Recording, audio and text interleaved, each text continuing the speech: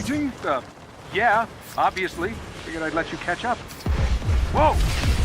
This just got a whole lot more interesting. Let's make this quick. Hello everyone, it's Leon here and I'm joined by Josh. How's it going? And we have both played the demo for Avengers, which is about 25 minutes across all the heroes they revealed so far, and we're just going to talk about what we think, really. And you liked it, didn't you? I did quite like it. I think my sort of main takeaway from it was it kind of gave me the same impression that I had when I watched the first Avengers movie, which was as a kid that grew up reading comic books. You know, I never thought I'd ever get to see the Avengers on the big screen, and when I saw the movie, I had a giant smile on my face all the way through it, even though, you know, it wasn't the greatest movie ever made, and I sort of had the same impression playing the game. You know, it's not the greatest game I've ever played, but I never thought I'd ever get to play a game that featured all of the Avengers. Going for a ride, Cap? Someone's initiated the security protocols. The Chimera's autopilot has taken over.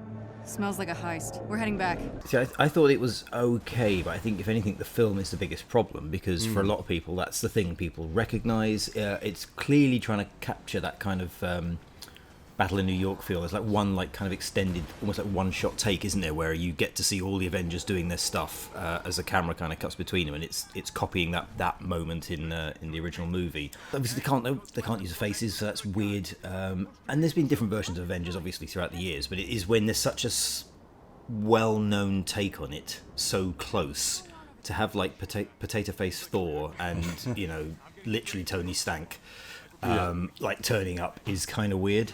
You know, I think they've done as good of a job as they probably could have without having the likeness of, you know, Robert Downey Jr. and Chris Hemsworth. And I do wonder whether this is sort of a, you know, they're doing the best with what they have. Yeah, I do wonder how, cause something like Spider-Man, for example, like they've got one character to worry about, so they can put like loads of work into like stylizing it and sort of creating a like very clear focus. With this, they've got at the moment 5, and they all have. Well, actually, they all have like a really distinctive sort of power set, but they all play not the same. But it's kind of light heavy. Like Iron Man's obviously the most distinctive because he's got like the repulsors and he's got more of a sort of a range thing.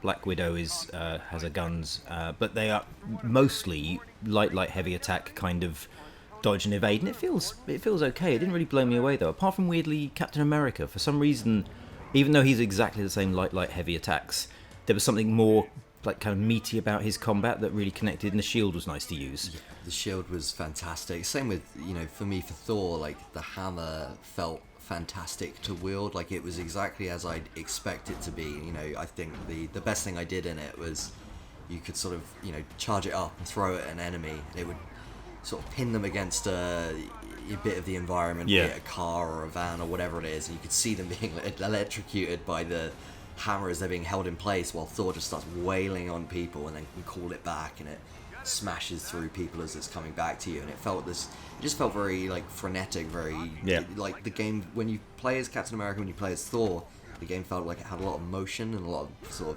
energy to it, which maybe didn't for me translate as much when playing as Hulk or Black Widow, which felt a little more familiar in terms of, you know, general sort of brawler combat. Like it felt a bit more basic. Hulk was kind of strange actually, because he's like the kind of the climber. Like one of his weird things was being able to do little wall runs and like jump between sort of surfaces, which was an odd kind of choice really. And also he like, because I'm just looking at the footage now, like his preferred method of combat is to literally pick people up and use them as like Loki style clubs. And it's like, well, they are totally dead. Yes, totally dead, but also enemies have health bars in the game, which felt a little strange given that you've got characters like Hulk smashing them into the ground and they're just sort of chipping away. As soon as I started playing as Thor, it's like this man is literally like an alien god, and I'm fighting sort of normal men with guns. This doesn't feel like particularly Avengery. Like I remember, obviously in Spider-Man Far From Home, like you got Mysterio's constantly talking about this Avenger level threat. I need an Avenger level threat.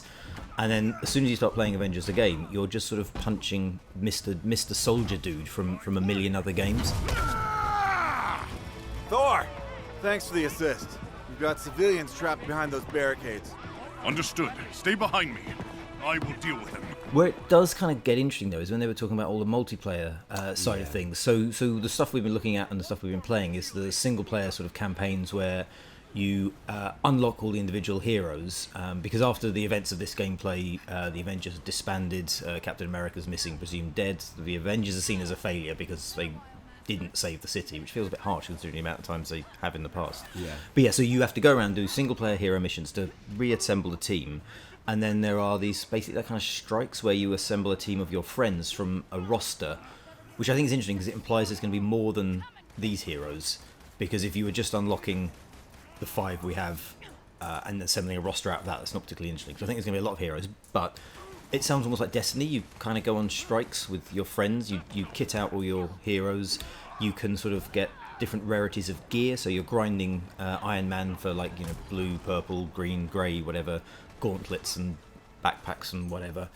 and that sounds a lot more interesting and a lot more kind of like you'd want an Avengers game to be. You're literally assembling the Avengers going off to do stuff. Yeah, the structure it's really interesting. So like after the sort of gameplay that we've seen so far, the Avengers sort of hole up in a decommissioned helicarrier, and from there they sort of are able to dispatch all over the world to different missions, and the idea is that, you know, you'll have these sort of single player missions where you can play as a specific character and do a specific mission that's designed for them. So they were saying that Iron Man's missions will be more open and you know, be built to let you fly around and sort of make you, you know, utilize his character's strengths. But then there'd be these, I think they were called Warzone missions, which will let you come together as a group, let you choose whichever hero you want to, you know, that you've unlocked or you want to play as, and there you'll be able to play in these sort of, Destiny style strikes, it sounds like. And all of these will sort of factor into the story and help progress the narrative, and they were even saying some of the war zones will be like, hey, this one, if you see a Black Widow logo on the map, it means that it will sort of progress her personal story in the wider narrative, which I think is quite a nice way of doing it. I think that's probably, will be its strength. Like, it's, if you're a fan of it even slightly, it's all your sort of favourites doing the stuff you sort of recognise them doing, and if you can get a bunch of your friends to do it together, then that is probably going to be, you know, a blast. Yeah, absolutely. I think that was one thing that I really took away. They gave us this little presentation where they sort of laid out the future of Avengers in terms of what they're going to show, and there was a lot in there. Like, there's a lot still to come. Like this, I think they were trying to make it clear that this gameplay demo really is only the beginning.